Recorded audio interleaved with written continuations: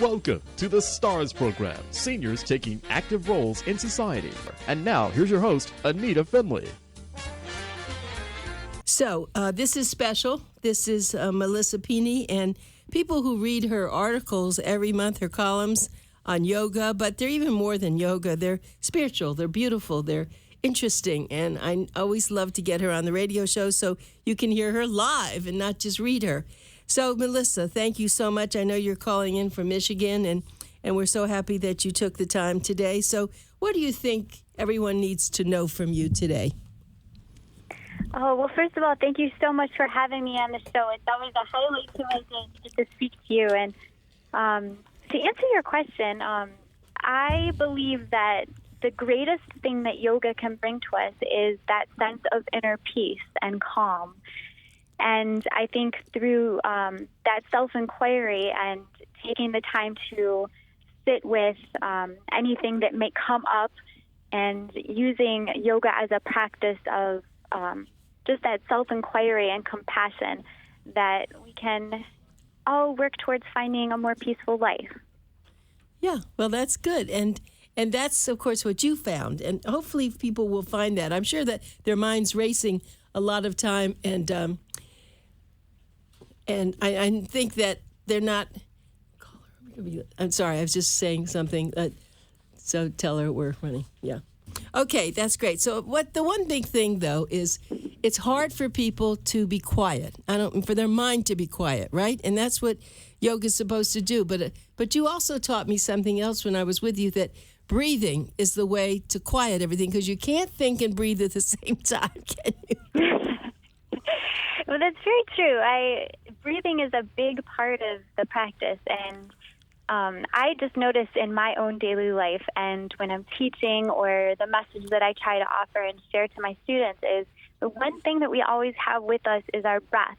So if we're in a yoga posture or we're out in the world, if we just are more consciously aware of if we are breathing, then we'll be able to recognize more when moments of anxieties or tensions arise. And it's when we pause in that space to recognize, I think that awareness is the first step to finding that peace. And when you notice the breath, it helps guide you to that space where you're more aware. So if you just focus on the inhalations and the exhalations as you are just pausing in stillness, you can bring more calm and ease to the body and the mind. And it helps to calm what we might have heard others say is that monkey mind, right? We all have that monkey mind that seems to be chasing us. And if we just pause and take a second to notice the breath, we can find that more gentle aspect of stillness and relaxation. So, Melissa, what came first? Was it yoga or breathing? Breathing. Ah. I believe breathing. Yeah. Well, I mean, it's all relative. For me, I began my practice with meditation, so it was the learning to breathe and to find that quietude.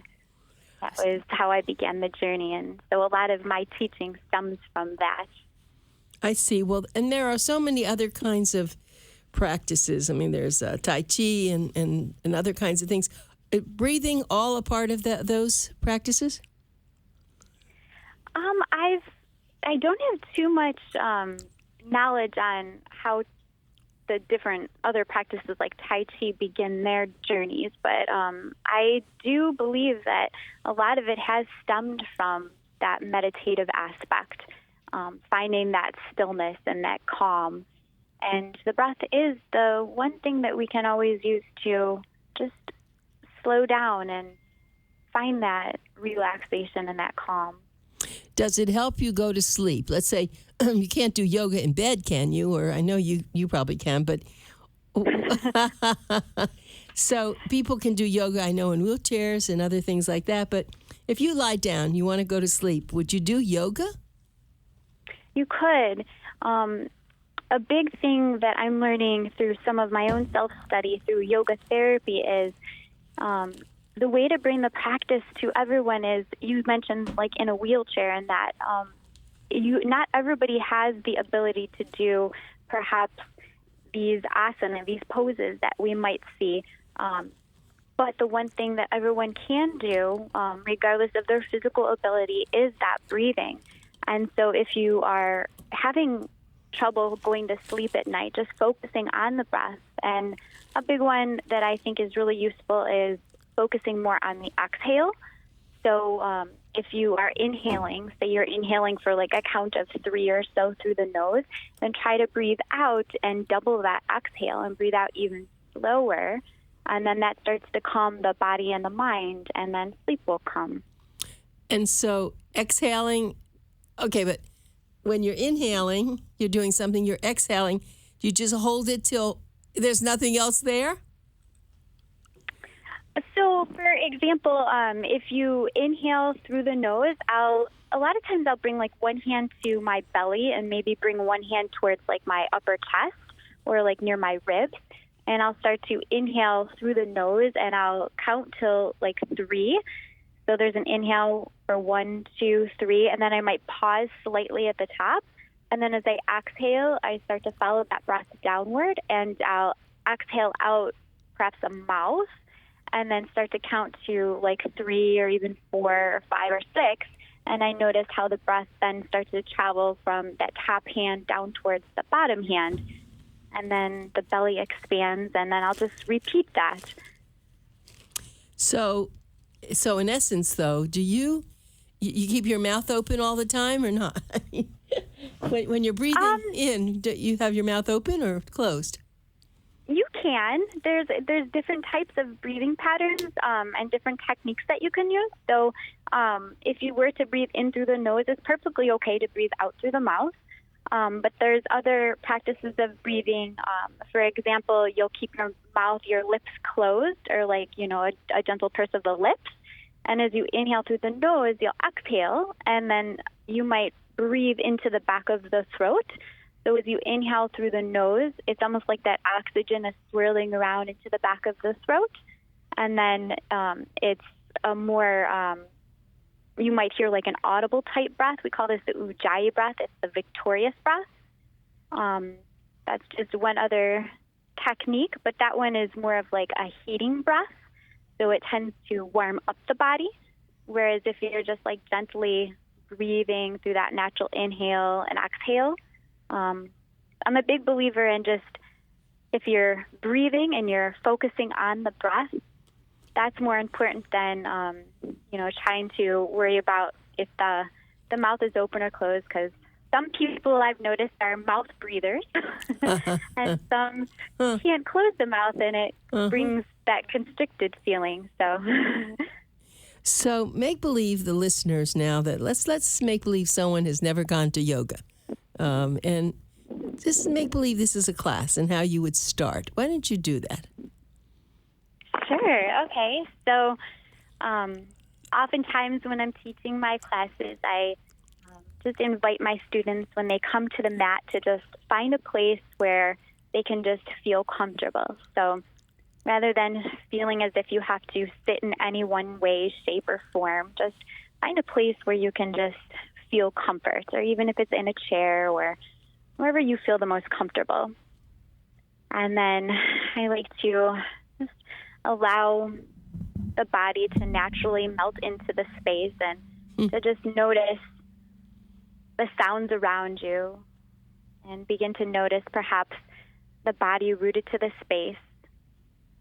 Notice if there's any scent or if there's any taste within the mouth.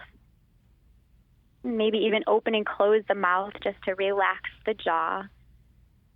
And then perhaps begin to take a nice gentle inhale through the nose and an easy exhale out the mouth. And from this space, I'm a big believer in turning into gratitude. So maybe at this moment, our listeners might like to take a second and just think of something that they're grateful for. And even in the most challenging moments or the most difficult times, there's usually one thing that we can just take a moment to be grateful for. And it might just be that simple fact that your body showed up for you today, and you have that ability to just take a breath. And then with this gentle awareness, I like to then offer or just say the words thank you and send that out to the universe as just a little gentle offering, knowing that whatever it is that you wish to experience while you're on your mat, or if you're looking to find a little bit more peace, if we say those words thank you and send them outward, then we have that there for us, acknowledging that whatever it is that we wish for or we want to manifest can come true. And then I'll start to just notice my students and notice if there's still any kind of fidgeting going on. And if so, then usually my job and what I'm really passionate about is helping to guide my students into themselves and to just let them know that wherever they are in this moment, that that's perfectly okay, and to just allow yourself to just feel whatever it is that you're feeling.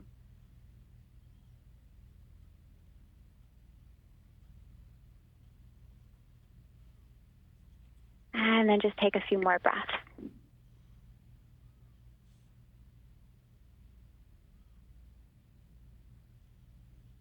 And then maybe in the moment, just notice now if anything moved or shifted or changed.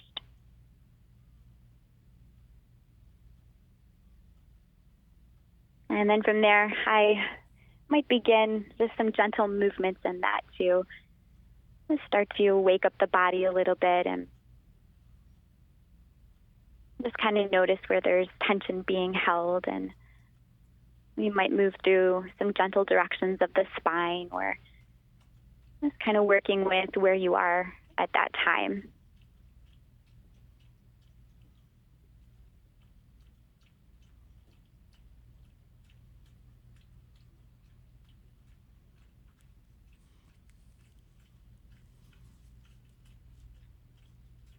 And then there's just that returning to the breath.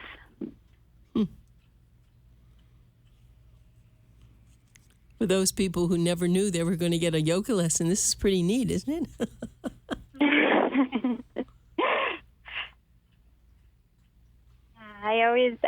I like to always take a time to just kind of notice my students also when they come in through the door, when I am meeting with a student or a client, and just kind of noticing how they're carrying themselves, and just I like to listen and quietly observe, and then that allows me to just kind of pick up on the energy that's in the room, and from there I have a better idea of how I'm going to guide my classes. So I always have a plan when I go to teach.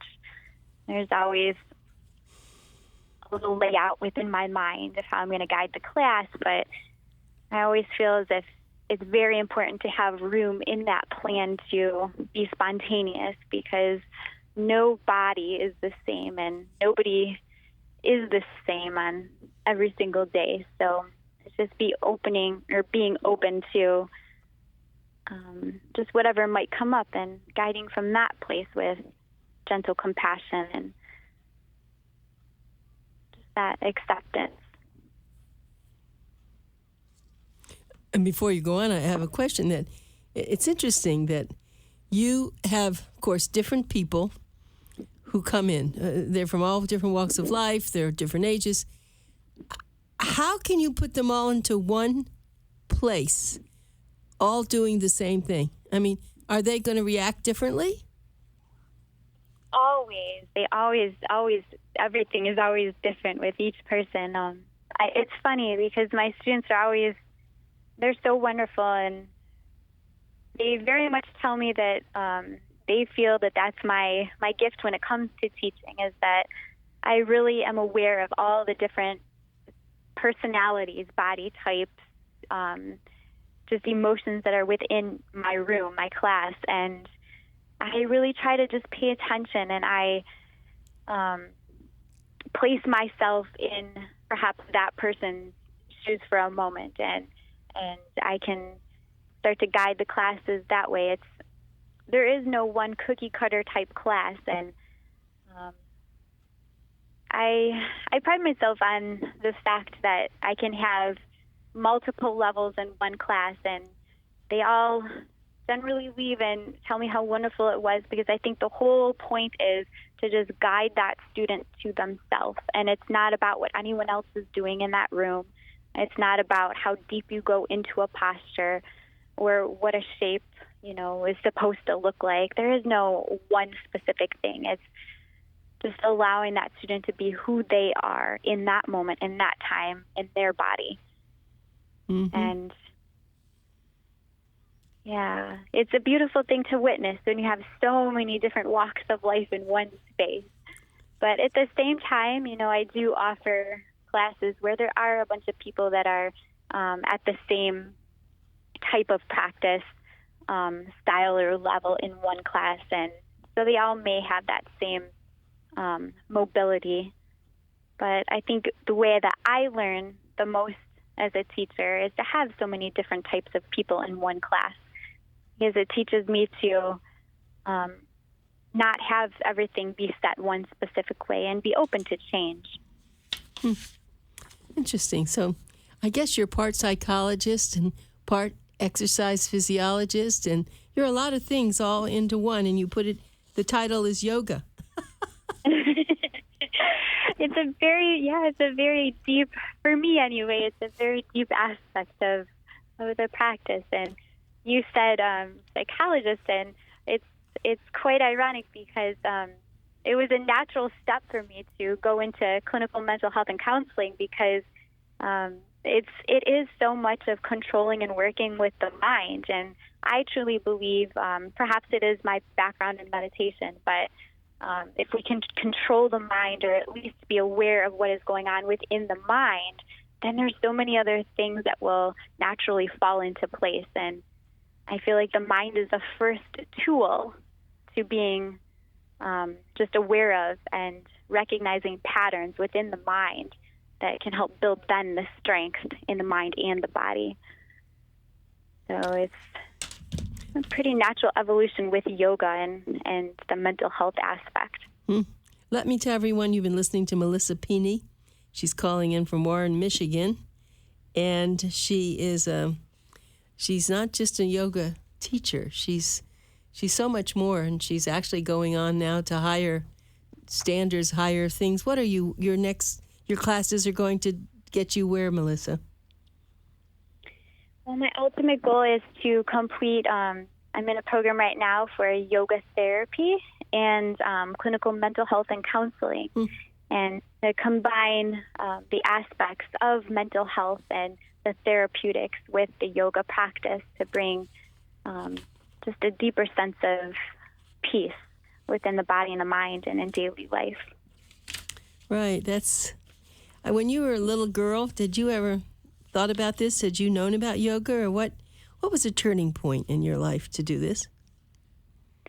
I always did meditation. That was one thing that I highly applaud my family for teaching me when I was little, is meditation. And we spoke about the breath when we first started chatting, and that was something I was taught from a very, very young age, was just how to take a breath when I felt anxious or when something was coming up. Just take a breath. And guided visualization was a big part of my growing up and meditating in that sense. And I always knew when I was little even that I always wanted to help others. And I wanted to be of service in some way that would help others just feel peaceful and happy and good in their skin. That's lovely. Yeah, I'm very grateful that I get to follow this path, and it's a lot of work. I won't deny that.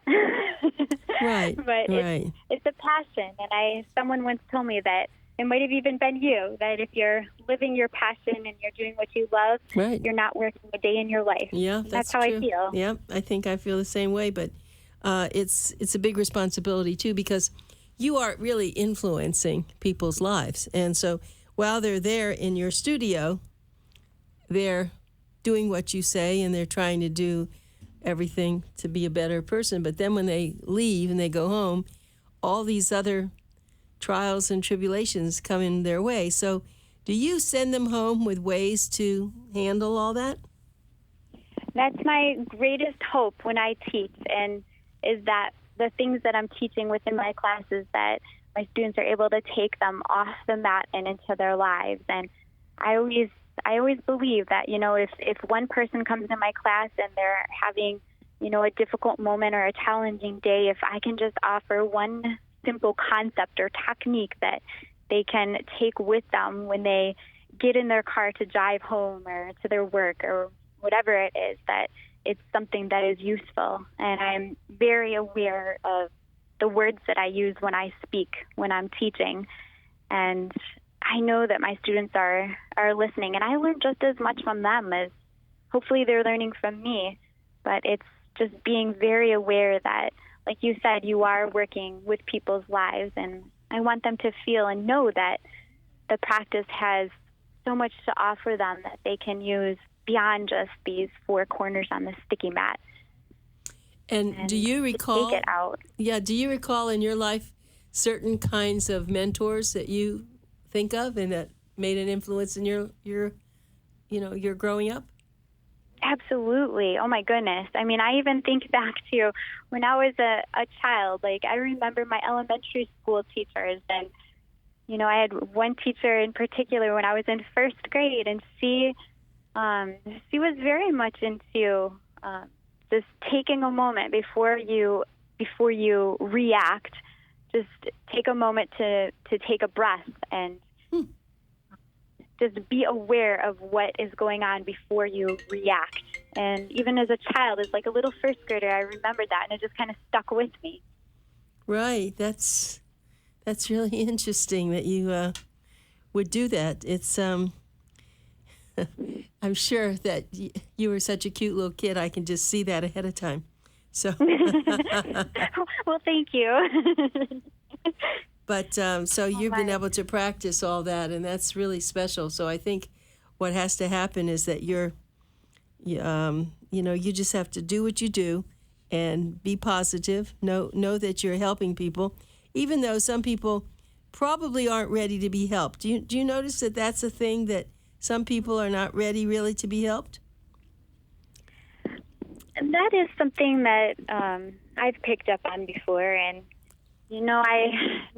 the practice isn't for everybody, and a lot of times it's very scary to look within. It's very scary to own your own stuff, and not everybody is ready to do that, and it's all in the journey. So what one person might be ready to handle and to take on and to look within and all that, another person might not, and that's okay too. But it's just I try to just lead by example and be very aware that my actions will affect other people, and just knowing that I'm also a work in progress, and to just try to be the best self that I can be, so that if someone isn't willing to, say, even practice yoga, they might see that, just by the way in which I'm living and feeling happy or peaceful, that, that's more of a way to direct someone towards that practice than, in other words, like telling them they have to do it or saying this is the way it should be. Just leading by that gentle example, and everyone will find the practice that's meant for them, I believe. So do you think that your philosophy of yoga is felt by all yoga teachers? Is that what it means to be a yoga teacher, or are some there just teaching movements and not doing what you do? I can only speak for myself in the sense that there is a very specific way in which I teach. And I think anyone that's taken a class with me has definitely recognized that, I very much teach in a sense differently than what you might experience in another yoga class. All teachers, I think, probably teach differently. And there definitely are teachers out there that are more working towards the trends. I think we talked once before about like goat yoga, and, all these booty toning yoga classes and that. And if that's what brings someone to the practice, hey, that's great. But that's definitely not the way in which I teach. Mm-hmm. I'm much more philosophical in my approach, I believe. Mm-hmm. And I'm not saying one way is better than the other. It's just, it's all relative to, there's tons of yoga teachers out there, and it's just finding the one that you resonate with. And if you can find someone just like a mental health counselor or a psychologist that, you can vibe with, then, maybe then that's the person you're meant to work with to guide you towards yourself. Oh, I see. So, okay, well, yeah, I'm really happy about that. I think this has been a really great experience because you talk so differently than I think yoga teachers talk. And, of course, I know you so personally, but you're so beautiful. Everything you do just seems like there's like kind of halo, even comes through the radio that you're just like pure. I love it. Do you feel pure? Well, I feel you. very lucky. Yeah. I feel very lucky and very grateful. And it's funny because I do believe I was just having a conversation with someone the other day, and they said that. And I just try to surround myself with great people. And I feel like that's how we're able to just bring that out of each other. And, that's very just having true. this conversation with you is what makes me feel like I shine. Yeah, well, I love it. And Alyssa, thank you, honey, so much. And we'll talk later, okay? Thanks for talking to us. And everybody, I'm sure, who's listened to this is a little bit better off today. Well, thank you so much for having me. It's an honor, You're and welcome. I'm very grateful. Thank you, Melissa. I'll talk to you again. All right. Have a great day. You too. Bye.